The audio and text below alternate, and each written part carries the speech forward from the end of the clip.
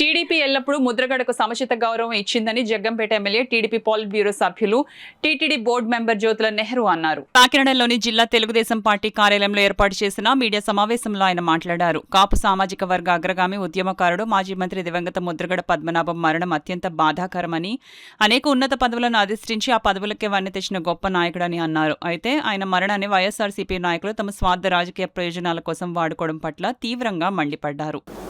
పద్మనాభం గారు దురదృష్టం కొద్ది చనిపోయాడు. చనిపోయిన తర్వాత అందరికీ సమాచారం వస్తుంది కదా, ఇవాళ టీవీల్లో వస్తుంది, మాకైతే ఫోన్లు వస్తాయి, ఆయనకైతే ఇంకా అర్జెంటుగా ముందే ఫోన్ వెళ్ళి మెసేజ్లు ఉంటుంది. ఆయన ఎక్కడికి వచ్చాడండి? మొట్టమొదట చనిపోయిన రోజుని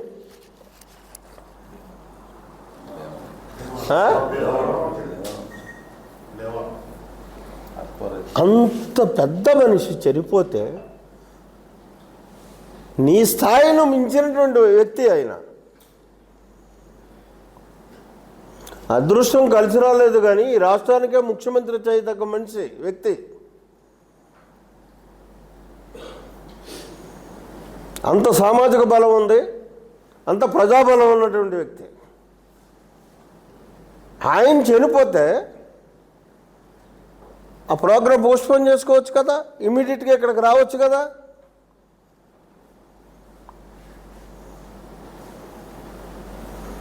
ఎందుకు రాలేకపోయావు? ఎందుకు పోస్ట్పోన్ చేయలేకపోయావు? ఇది అయిపోయిన తర్వాత అక్కడికి వెళ్ళొచ్చు.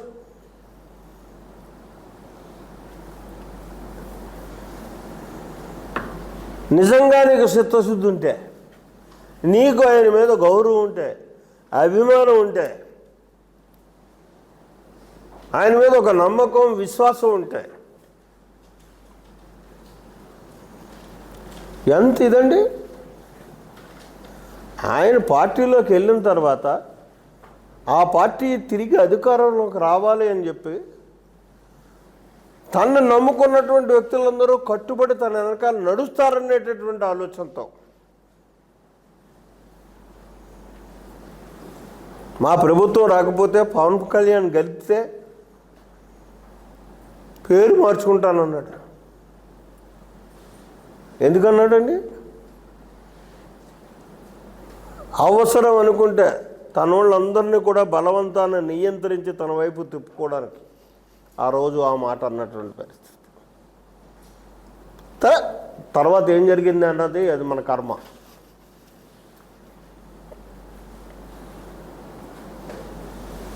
అటువంటి వ్యక్తిని నువ్వు ఇచ్చినటువంటి గౌరవం ఏంటి? ఇంకా అంతకంటే పచ్చబద్ధం. పద్మనాభం గారు ఒక లెటర్ రాశారు. ఆ లెటర్ను అనుసరించే నిన్న ఫ్యూనరల్ కార్యక్రమం జరిగింది అని చెప్పేసి మాట్లాడుతున్నారు.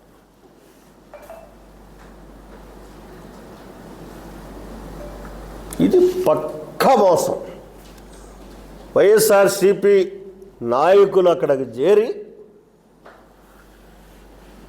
కేవలం దీన్ని ఒక పద్మనాభం గారి యొక్క మరణాన్ని వాళ్ళ స్వార్థం కోసం అంటించుకోవడానికి చేసినటువంటి మోసపూరితమైనటువంటి విధానం అని చెప్పాడు. కరెక్టే, కాదన్నాను నేను. నాకు ఇంచుమించులో 15 రోజుల క్రితం తెలుసు ఆయనకి సన్నిహితంగా ఉన్నటువంటి వ్యక్తి చెప్పినటువంటి మాటలు. ఆయన ఏం చెప్పాడండి? నన్ను నేనే ఎలాగైతే ఉంటానో కాలి జోడుతో సైతంగా తీసుకెళ్ళి పాతి పెట్టండి. ఆ పాతి పెట్టడం అన్నది అక్కడ నా ఇంట్లో ఫలానా ప్లేస్లో నన్ను సమాధి చేయండి చెప్పిన మాట వాస్తవం. అలాగే భార్యని పుణ్యస్త్రీగానే ఉండమన్నాడు, అది వాస్తవం.